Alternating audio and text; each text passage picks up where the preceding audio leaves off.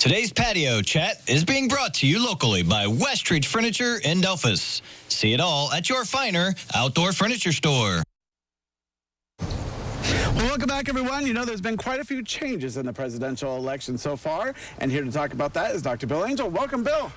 Glad to be here. All right. So, what do you think? What's going on? Oh, this has been the most unusual transition in elections since 1968. Biden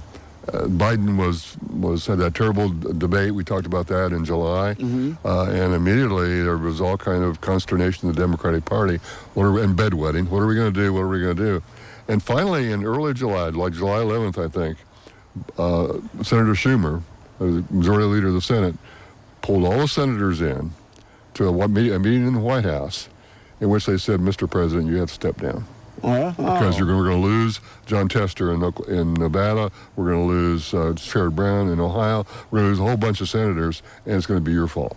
And with that, Biden kind of took the meeting to heart, and a week later he announced that he was not going to run. That would be better for him and for the country if he turned the election over to someone else. And he actually endorsed Kamala Harris, which left out any kind of what we talked about last time, possible rivalries and an open convention and things like that. It became a much smoother affair. Yeah, there's been kind of a fever now within the Democratic Party, I guess, like a little more energetic. Absolutely. I mean, it was like the energy just picked up almost immediately, and then her nomination of Tim Walz, or appointment of Tim Walz to be the vice presidential candidate, really caused it more. They've been raising money like crazy.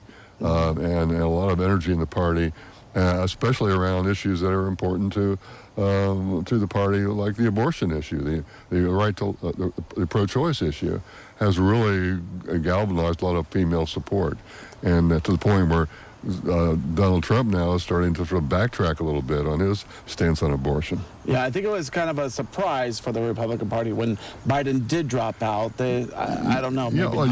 No, it wasn't. I mean, because Trump had cut back his speaking schedule. He figured he was going to run against Biden, that he'd be able to basically slow walk his campaign through a rather dreary and easy elections cycle. And now he has a real campaign on his hands.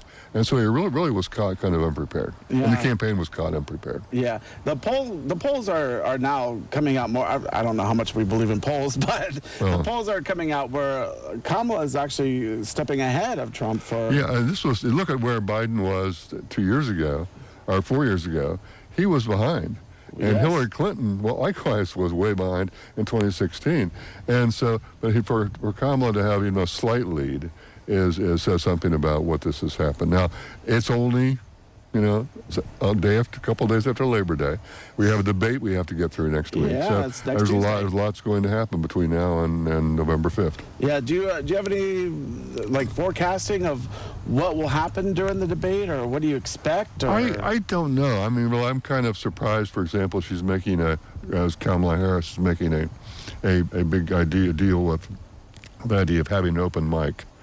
I don't know what the advantage is for having an open mic. Maybe she wants to be able to interrupt Trump when he's spewing some lie or something like that. I really don't know. But and if you recall, back in 2016, when he was running against Hillary Clinton, they had open mics, and there was this back and forth over Putin. You're the puppet. No, he's the puppet. And it was that kind of thing. And so it does strike me as kind of an odd thing to argue about. But anyway, we'll have that to get through. But there's only one debate. Yeah. And so anything that happens is going to be it. I don't think there's going to be any more debates after that. For some reason, I thought there was at least two. They had only one plan. That was the one that Biden and Trump could agree to. Okay. And I'm not sure that they'll be able to agree to a second debate. And I've heard nothing about a vice presidential debate between Walz and J.D. Vance. Yeah, I know they were talking about something maybe possibly in the works, but who knows? Like the song goes, it's only just begun. Yeah, it certainly has. Yeah, all right. Well, we can expect some chaos. There was that chaos last week at the Arlington Cemetery over the Afghan war dead that Trump tried to make a play for.